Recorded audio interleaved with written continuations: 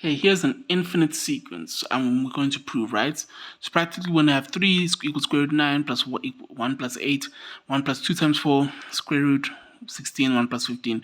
And basically we go on until we have 3 is basically equal to this infinite sequence. So basically we're proving this for infinity, basically, right? 3 is equal to square root 1 plus 2 times square root 1 plus 3 times square root for infinity, right? So, how we're going to prove this?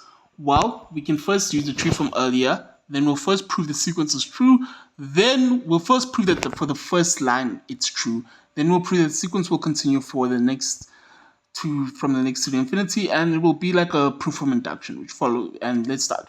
First, let's prove that the first sequence is true. It's basically just the beginning half of the tree. If we're to say that the nth portion of the sequence as the last is the same as if we could select the nth portion as the last digit, so basically this is the third, this is the second, that's the first. Well, that's the first. We would have shown that this is true up to the third sequence, right?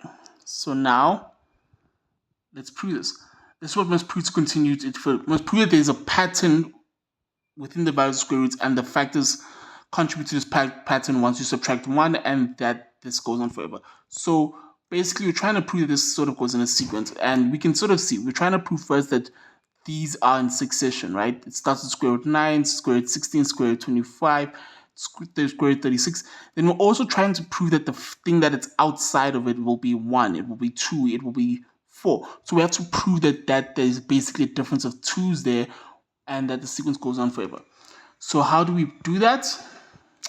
Well, let's just do this proof. If we have n, arbitrary number n, right, as the factor that we're going to square, we square root n squared square root, we add 1, subtract 1, n squared minus 1. That's difference of 2 squares. You have this, you square root, and you get n plus 1, and this is supposed to be actually squared. I'm sorry, but I'm missing this, but this is supposed to be squared, right? N plus 1 squared. So basically, you have this part which you square, and you practically have proven that this is true for n plus 1. Therefore, the truth is proved by proof of induction.